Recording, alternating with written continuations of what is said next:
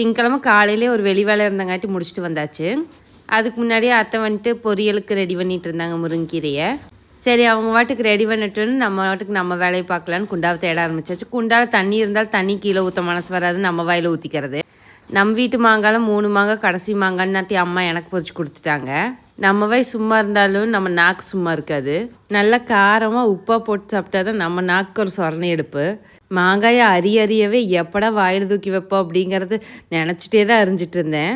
காலையிலே ஒரு வெளி வேலைன்னு சொல்லி போனோம் இல்லைங்களா, எல்லா மகளை பெற்ற அம்மாவோ அப்பாவோ யார் என்னை பார்த்துட்டு இருந்தாலும் கொண்டு போய் போஸ்ட் ஆஃபீஸில் பாப்பாவோட பேரை போட்டு நீங்கள் வந்துட்டு அந்த செல்வ மகள் சேமிப்பு திட்டத்தை ஆரம்பிச்சுட்ருங்க. இப்போல்லாம் நிமிஷத்துக்கு வாய்க்குள்ளே ஏதாவது போகலன்னா நம்ம வாயே நம்மளுக்கு இருந்துட்டு எதிரியாகி போயிடுது. இப்போல்லாம் மாங்காய் சாப்பிட்டு 10 நிமிஷம் கேப்பில் மாம்பழமும் ரம்புட்டான்னு இருந்தங்காட்டி வேஸ்ட்டாக போயிருமேன்னு வாயில் அள்ளி போட்டாச்சு. இப்படி நிமிஷத்துக்கு சாப்பிட்டா தான் நம்ம வயிறு மாறுது, நம்ம நாக்குக்கும் சொரணை எடுக்குது.